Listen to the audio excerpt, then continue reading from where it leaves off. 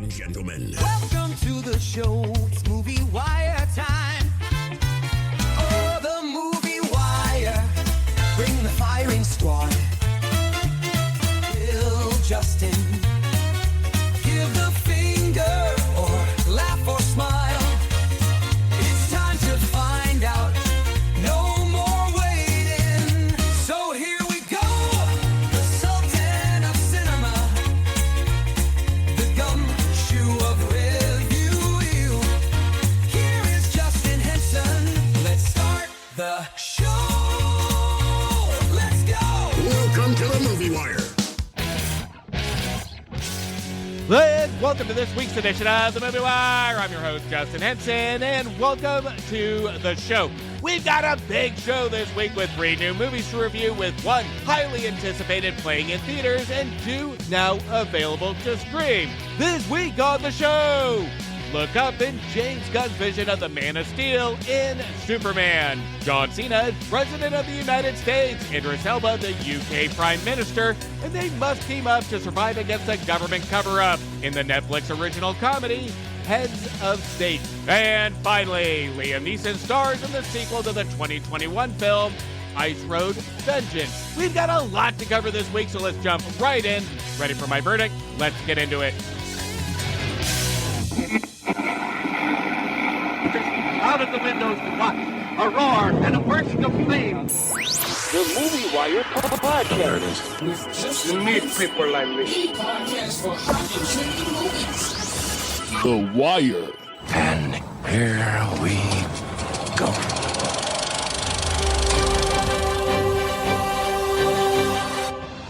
Superman must reconcile his alien Kryptonian heritage with his human upbringings as reporter Clark Kent. As the embodiment of truth, justice, and the human way, he soon finds himself in a world that views these as old-fashioned in James Gunn's vision of Superman.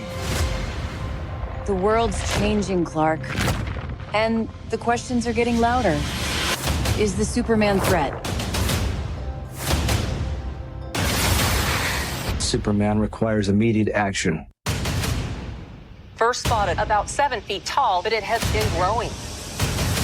People were going to die. My father once told me, it's not about what you can do, Clark. It's about what you choose to do. That's why I choose to protect this world.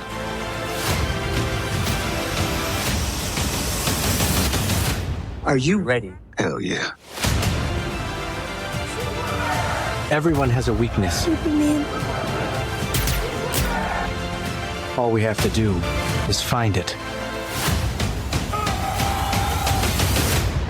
Gotta go, man. Buckle up. Luther is gonna hurt people. I have to stop him.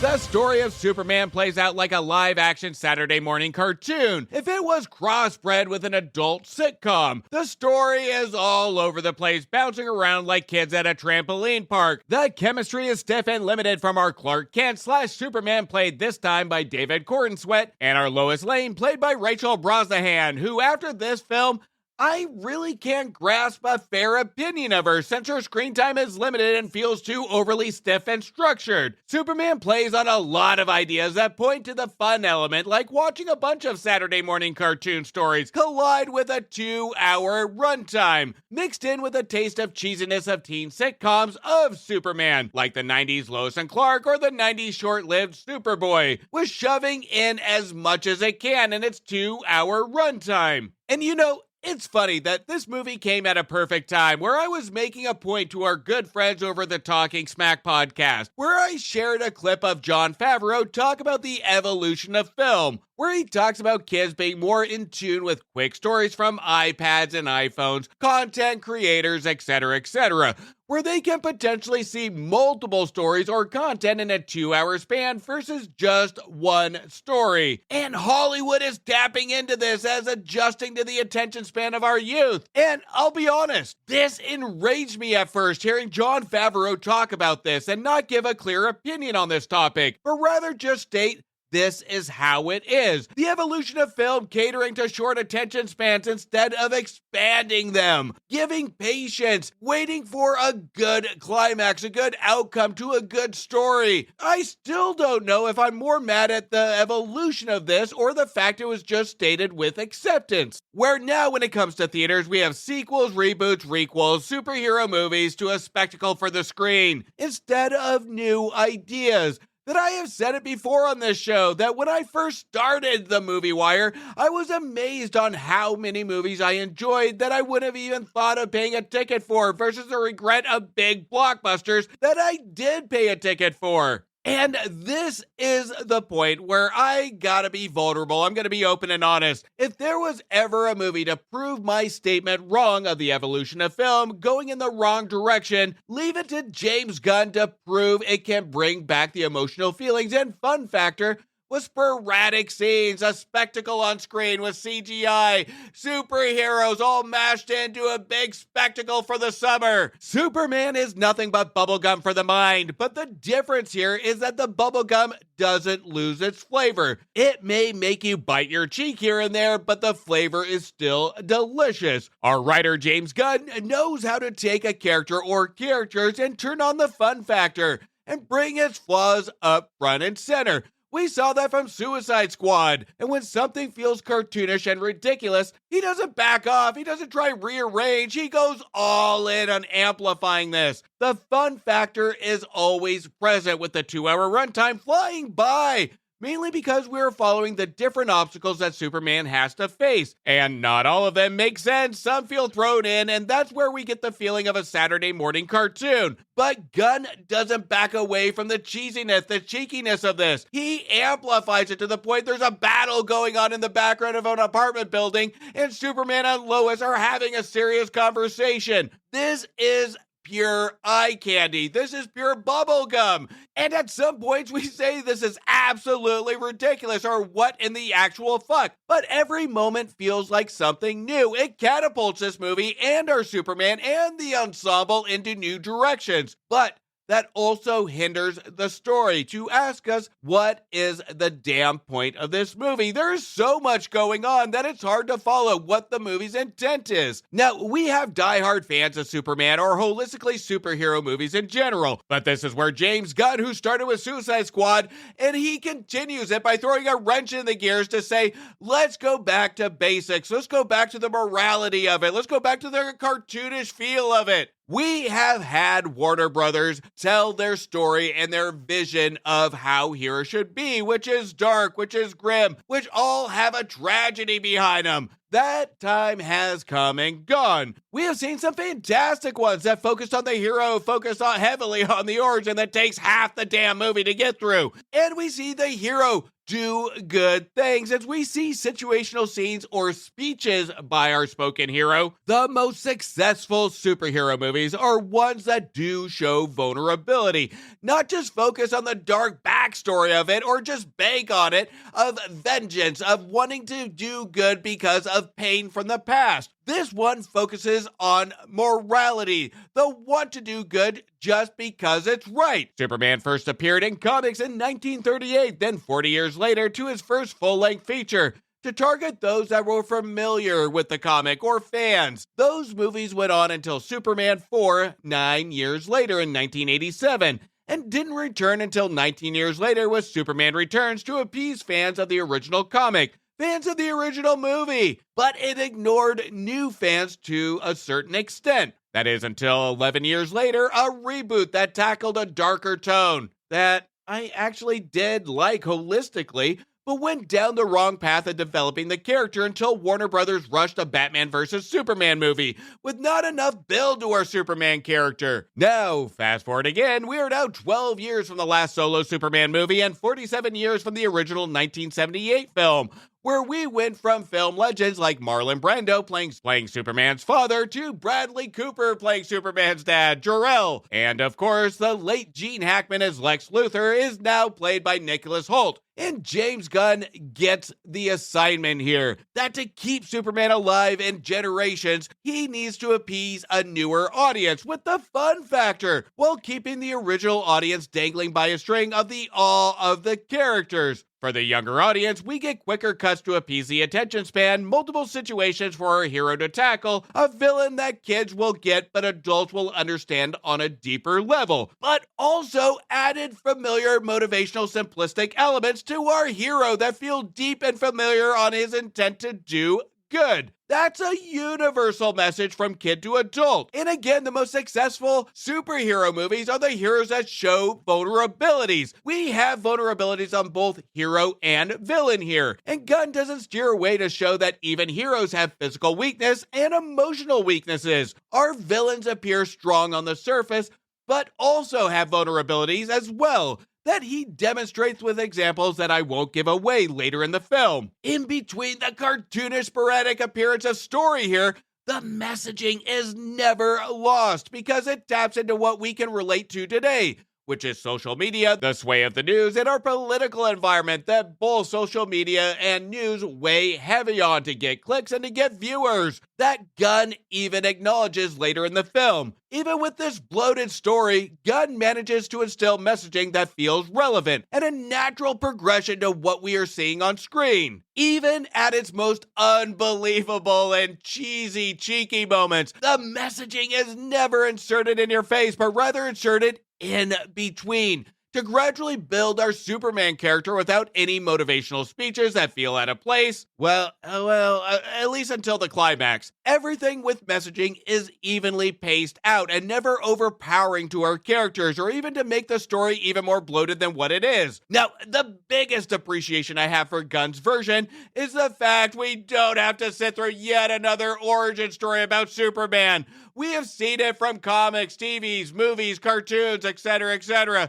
It's been done to death. Thank you for the love of God, James Gunn. We don't have to sit through this again. We jump right into the meat and potatoes of a Superman-Clark Kent relationship with Lois, a career at the Daily Planet, a conflict with Lex Luthor. Gunn attacks us as we already know what's going on in the relationship that's already built. We skip the line on wondering how Gunn handles origins or situations. Gunn plays it smart here to never give us enough of the characters that we are already familiar about, like Perry White, Lois Lane, to even Jimmy. We don't get enough screen time to build an opinion of these characters because we already know about them. We know their intent, but rather he gives us a slight buy-in to these characters, just enough to want to follow along because we don't see them enough to really build an opinion of them. But Gunn knows how to take these familiar characters, give them less screen time, and still make them relevant with feel-good moments, even with a little screen time. And he gives us an example in a feel-good moment, or moment if you will, and I won't give away any spoilers, but this does include a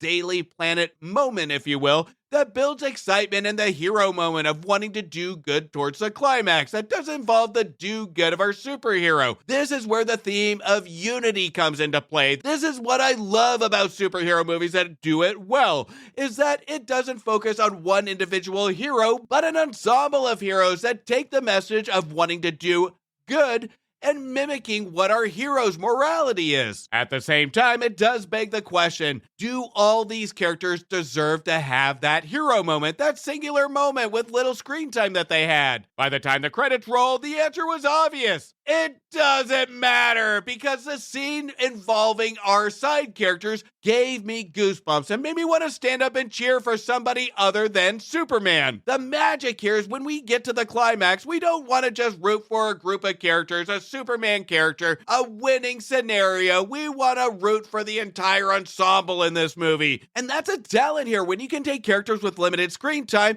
and still make them relevant and you still want to root for them. That is strong filmmaking.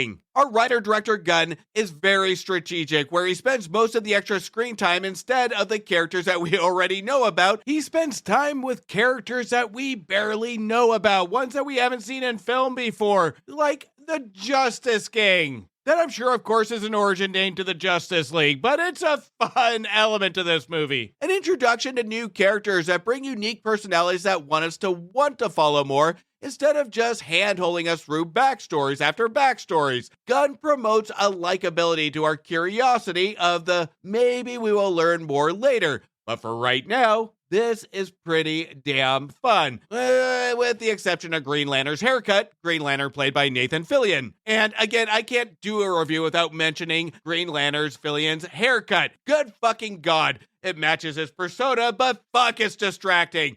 His bowl cut is like Lloyd Christmas from Dumb and Dumber picked up a green ring on the side of the road. Anyway, that's my Green Lantern haircut drop. Now, our eyes have been trained by Warner Brothers and DC to treat these characters as dark and damaged superheroes.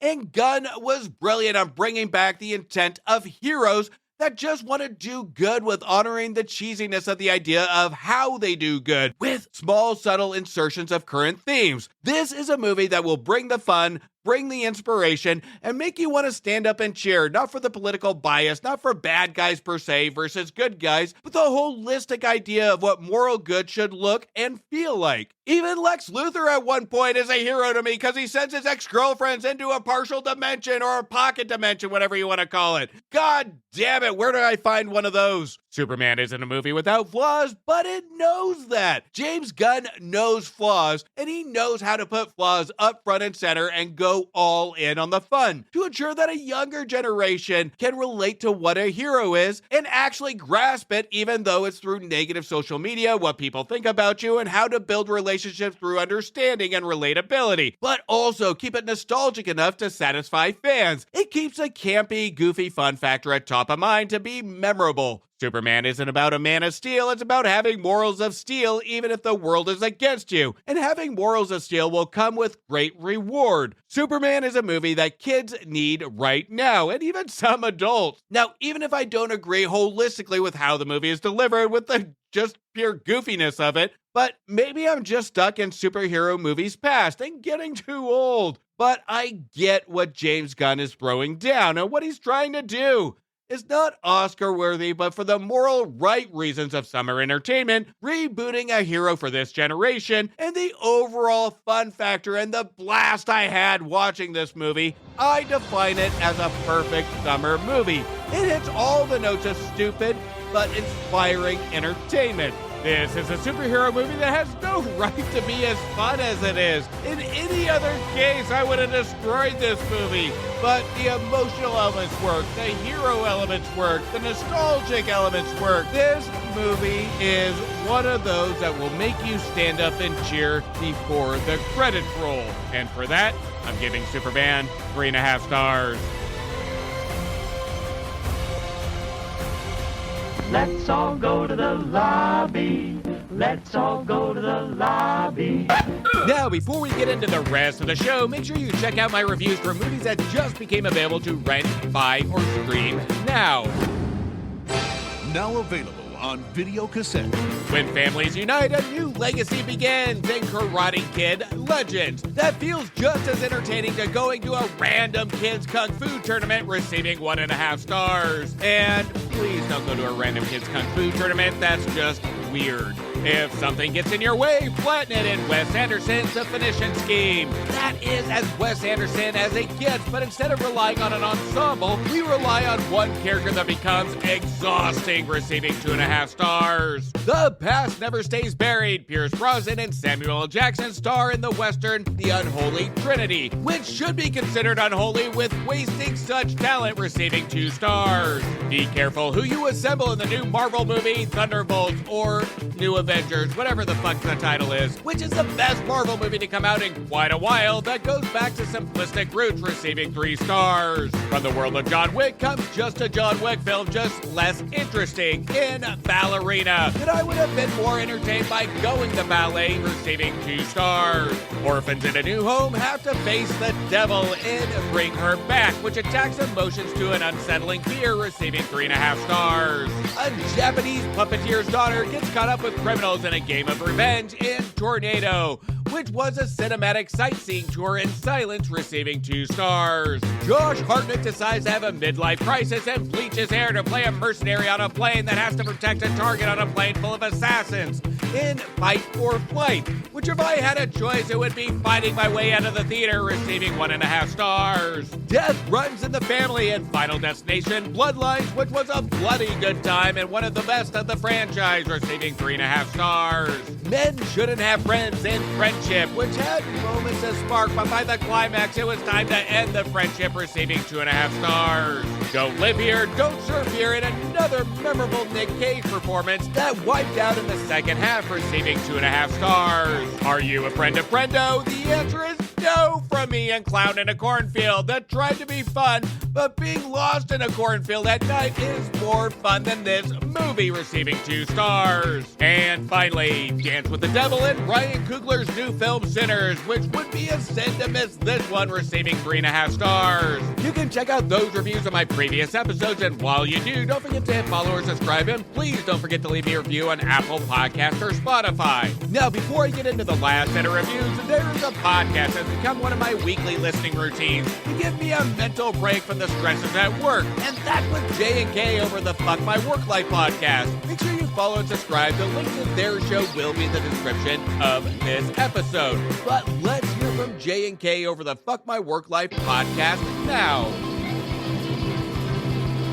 Have you ever had a bad day at work? Well, the Fuck My Worklife podcast is perfect for you. Host J&K share listeners' entertaining stories from the workplace, which may have you thinking you don't have it so bad after all. Find Fuck My Worklife on your favorite podcast platform. Mike travels to Nepal to scatter his late brother's ashes on Mount Everest. When Mike and his mountain guide encounter mercenaries on a tour bus, they are forced to fight and save themselves, the passengers, and the local villagers' homeland in Ice Road Vengeance. Everybody ready?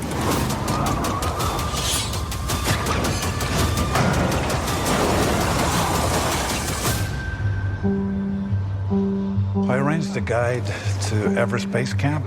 Some guy named Danny Yanchang. I am Danny. Danny, got it. After you. Welcome aboard. Welcome aboard. Mount Everest, here we come.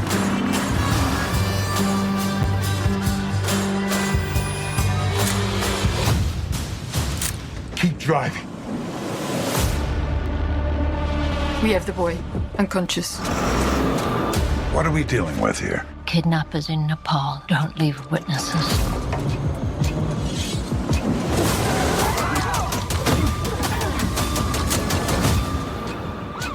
What happened here? Attempted kidnapping. Don't worry, we'll take good care of him. Something's not right here. These guys are trying to destroy sacred land. That's the governor's son. Where is your father? We need to protect him.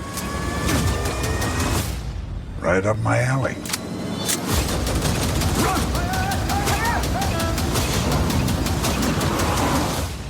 No sleep tonight. Search every inch of the highlands. You don't know who you're dealing with. There was me thinking the policemen were supposed to help the victim. They're back! Tell me when. Let's go. Take him out and dispose of the body. Oh my God. Can you outrun it? Is there a choice? Hang on! We're in business, kids. RPG! Hold on!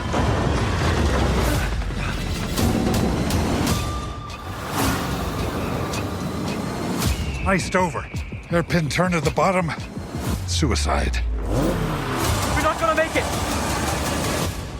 Liam Neeson is back as Mike, an ice road trucker turned action star on his way to Mount Everest in yet another forgettable Liam Neeson action movie, and an unnecessary sequel to the 2021 film, The Ice Road. Now, just to clarify, the 2021 film was a below-average film that again blends together with all the other Liam Neeson action movies that studios slap him into just to recreate the feels, the views for fans from the Taken films, which goes into why it's an unnecessary sequel that won't slap the number 2 even into its title because it wants to tap into those that never saw the first one, because the movie is written and shot for the intent to bring in those that never saw the first one and appease those that actually did watch and like the first film. It plays like almost a standalone movie. There's no reason to see the first movie other than just seeing Liam Neeson do the same exact shit all over again. There's no relevance to even see the first film to follow this mess of a movie, and those that haven't seen the first Ice Road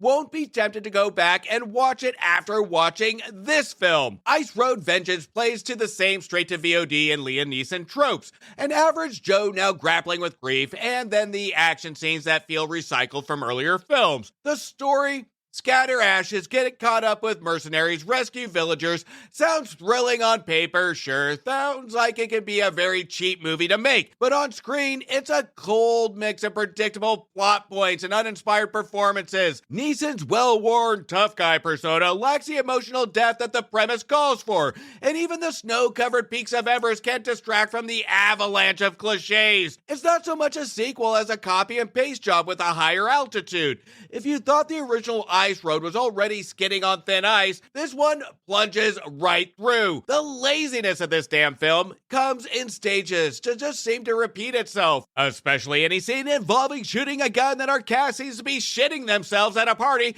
hoping to God nobody hears their farts or moans, by keeping their lips sealed and their bottoms clenched, but we can see the upper body move, rather than giving the impression that they are actually shooting a gun, but overdoing their body motions with inserted overly done CGI flames shooting out of their pistols. At one point, the CGI of these shooting weapons are so bad, they might as well just inserted flamethrowers instead of weapons because the flames were so big coming out of these rifles. The second stage is when we have a movie called Ice Road and a setting with a group of people going to Mount Everest. We would expect, some ice road, some snow. Our writer-director, Jonathan Hensleigh, who has written some memorable films, including blockbusters, and just to be clear, I didn't say good, but memorable was the word. He seems to struggle, or he seems to care less, or was on a strict budget and timeline, to the point we notice more muddy puddles and dirt than we do ice. And with a setting leading to Mount Everest, I would have hoped to see more integration into the setting than what we got, especially a movie called Ice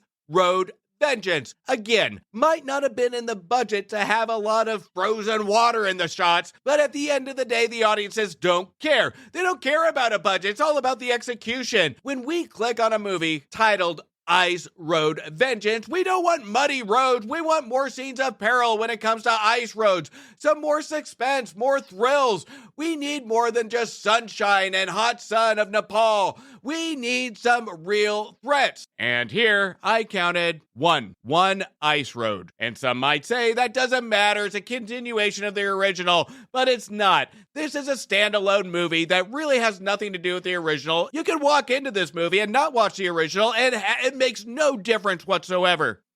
And I know the talent on board is better than this when it comes, again, I'll use this word, the entertainment value, because our director-writer, Jonathan Hensleigh, who has written some memorable, entertaining pieces, again, memorable and entertaining, not necessarily good, like Jumanji, Armageddon, The Saint, Die Hard with a Vengeance, and 2004's The Punisher. Hensleigh being a writer and director of this movie, there had to be a vision at some point, and it appears that the script was being written as the movie was shooting, because it feels so sloppy when it comes to all the elements coming together. From character direction to shots to generic scenery, none of it works here. Hensleigh even directed the first Ice Road, and where he wants to take this character is just merely generic, situational, and an assembly-lying streaming film. In numerous points, it just becomes laughable at even the action that's presented on screen. You know you have a bad film where you have a bus that has just as much screen time as Liam Neeson, our main character, and you're rooting for the bus more than the characters on screen, because the bus takes more abuse than any of the cast members,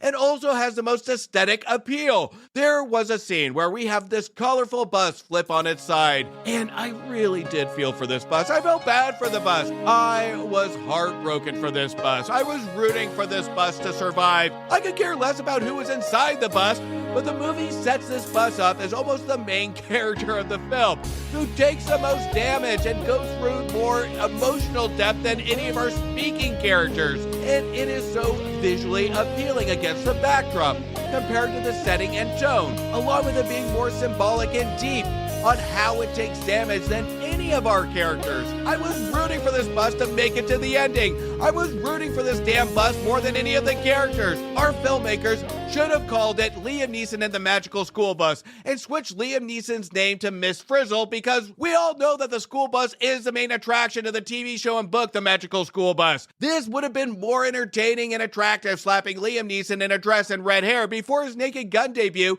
and putting him in this bus and making it a rated R version of The Magical School Bus. Ice Road Vengeance is as lazy as it gets, especially when it comes to straight to VOD. This goes to the level of popping this movie on at midnight in a drunken haze with friends and laughing at all the cinematic flaws. Or better yet, pop in at midnight and play a drinking game of all the flaws. Everybody will be passed out by 12:30. I'm giving Ice Road Vengeance 1 star.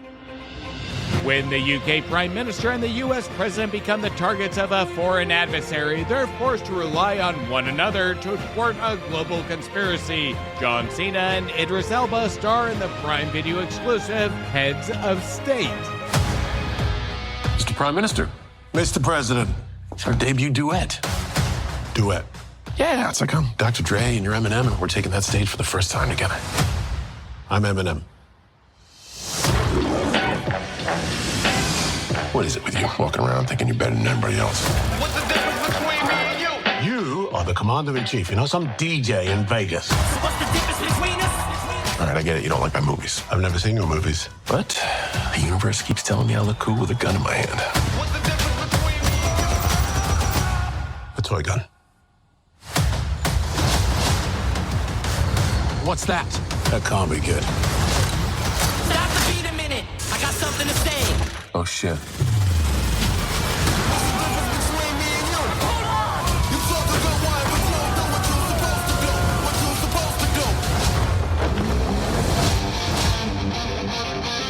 We just survived the worst security breach in history. The cavalry's coming. So keep calm and carry on. Hey, fellas, how's it going?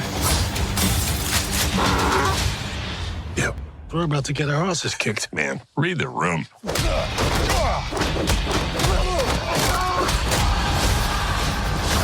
A lot of people want you dead. My mission is to deliver you to the most secure location on this continent. Hey, where's your backup? There is no backup. What's the playbook on this? There is no damn playbook. Let's make one. Not in the movies now, son. Kicking ass on a wild side. Come on! Yes, that day is crash queen.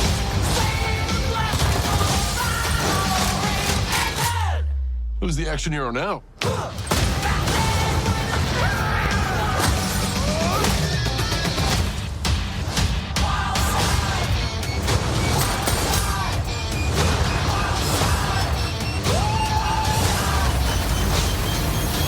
How are you alive?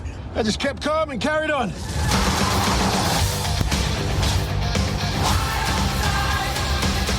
Now, watching Head of State, I was reminded of 1996, My Fellow Americans, starring Jack Lemmon and James Gardner. And after 1993 and 1995's Grumpy Old Men and Grumpier Old Men starring Jack Lemmon and Walter Matthau, My Fellow Americans felt like something was missing. Something watching the Lemmon-Gardner team up didn't feel right in comedy. It just didn't feel the same as a Lemmon and Matthau team up. Heads of State follows the same type of trope as the comedy My Fellow Americans, along with the same feeling that something with this chemistry just doesn't feel right. It's just stale. It's almost like our Heads of State screenwriter from 2014's Ninja Turtles reboot and the 2016 Ninja Turtles Out of the Shadow writer Joff Adelbaum and Andra Nemec took the premise of My Fellow Americans and just merely put in some action scenes and some explosions, maybe some romance in between our character situations to make it suitable for streaming. Because lately, we can't just have a comedy. We can't just have a comedy without some violence or action or even a dash of sexual tension, it seems. It has to follow the same formula to appease all audiences, or all audiences that sit on their couch browsing their phones. Jokes, guns, booms, romance,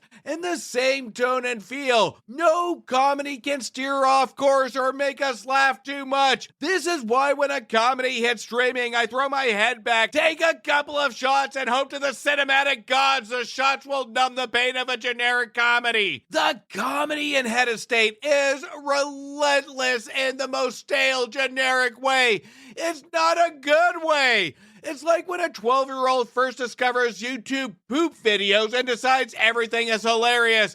We've become in tune with these streaming comedies and we find it okay. Every line of dialogue in this film is either a one-liner, a callback to a joke that didn't land for the first time, or a reference to the leadership styles that is never really focused on, or an ongoing fish and chips gag line that isn't funny the first go-around. The movie tries to bend Cena's cartoonish-like comedic style to make it sound like a parody of a president in office, since he went from action star to president, and if that doesn't make you want to launch a remote into orbit, congratulations on your tolerance for suffering. Heads of State proves yet again that streaming can't do comedy. At least more specifically, Netflix can't do comedy. They can't focus on one genre successfully without attempting to put in genre filler for different viewers, to the point the movie just doesn't make sense. Especially the acting styles of Cena and Elba.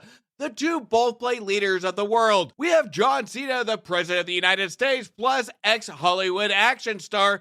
Then we have Elba, Prime Minister of the UK, ex-secret agent, who have to team up to survive an unknown government conspiracy set to assassinate the two of them. We have John Cena's innocent, childlike on-screen presence mixed with his straight-to-the-point humor delivery and horrible comedic timing, mixed with Elba's likable, classy presence and professional delivery. Given the characters, theoretically, they should contradict enough to work. We should have these two acting styles really go for the gold when it comes to the conflict, but they both deliver their lines like they don't want to do this project, and this is a chore. And that is a problem when you have a script that's as generic as this one. There is no doubt when it comes to these two actors. Well, maybe not Cena, because this is a Cena performance in every fucking movie he's ever done. But this one, no doubt, was a payday movie for both of them. And we can tell, because they do nothing with the material or delivery. The effects, the action, the explosions, they have to supplement to the boredom to the performances that we see. Heads of State attempts to pivot into emotional territory, or an attempt of maybe filler. I don't even know what the fuck it is. This happens around the halfway point with adding an attempt at a romance or old fling, because apparently someone on the filmmaking crew remembered that, hey, character development is a thing. How are we going to develop one of these characters to actually mean something? Let's add another character that adds some romance to show some emotional stake. And the best our writers can do to show vulnerability to Elba's character is add in another character, Noelle Bissett, played by Priyanka Chopra Jonas, as a secret agent who finds our two leaders just in the nick of time to save them. I mean, why not? Who fucking cares? It's streaming, you're on your goddamn phones anyway. Is our Noelle character explained? Not really, and it doesn't even fucking matter. But our Noelle character is added to have an artificial situational development piece to one of our characters versus growing an individual character. Here's the idea. Here's a better idea. Erase the old fling and focus on the damn chemistry between Cena and Elba. When we take a buddy comedy, and I'm pretty sure that's the intent of this movie, the most important part of this is the chemistry of our two main characters and how our cast interacts with each other within the environment and situation, not to have the environment and situation act around our characters. And that's one of the many issues here, is that we place Cena and Elba in all these situations, but their chemistry never grows. They are just treated as mere props in a scene, moving from one scene to another in a situational aspect. This is where 2021's Nobody's director Ila Nushuler really doesn't tap into the talent she has in front of her to really have Cena and Elba really show their contradictions in not only their acting styles, but in their characters. This was a missed opportunity to really release the fun factor here. Buddy comedy movies should be jam-packed full of fun and chemistry. We don't get that here. Both of our main characters are just linear. They don't add anything to the stake, the situation, or the fun factor. You know, the world is full of complaints about reboots, sequels, remakes, etc., etc., with the biggest complaints that there's no new ideas hitting big screens. But at the same time, it takes a movie like Heads of State to remind us of the alternatives, that if we were to settle, in which we shouldn't, for new ideas, but at the same time, it takes a movie like Heads of State to remind us of the alternatives, especially when it comes to streaming, that if we were to settle, and let me be clear, we shouldn't settle for new ideas. New ideas are brilliant. They should be flooded to the big screen. But the alternative is continuing to watch machine-line, formulaic, multi-genre generic films like this to cater those sitting on a couch, playing on their phones,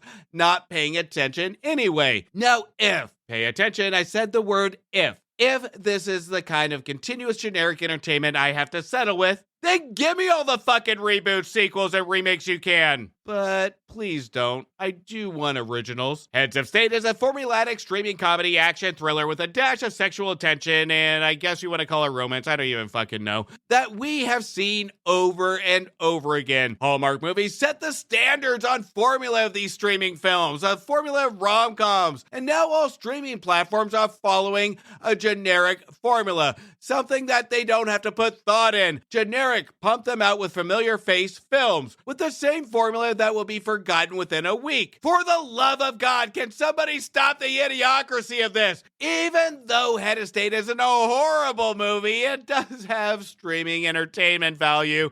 It's okay, it's not horrible. When we look at standards, I have to treat it fair. The formula pisses me off from streaming. It's a generic 1-star, but holistically, the movie stays on the spectrum of entertainment and intent of what it tries to do. In the moment, it's entertaining if you glance at your phone every 5 minutes, but it's not a horrible movie, so I'm giving Heads of State 2 stars, and I'm sure in the morning I'm gonna hate myself for that rating. And that's a cut on this week's edition of The Movie Wire. I want to thank you for listening and thank you for your support. You can also show support by following me on Instagram, Blue Sky, X, Thread, Facebook, TikTok, YouTube, and Letterboxd at Movie Wire Show. And please don't forget to leave a review on Apple Podcasts or Spotify. And if you haven't yet checked out the Cult-Worthy Cinema Podcast and the Movie Wire's crossover show, Back to the Balcony, make sure you do. Again, the link of that show will be in the description of this episode. Until next week, do me a favor. Make sure you stay for after the credits to show the respect to those that put their blood, sweat, and tears into making a feature film and support your local movie theaters.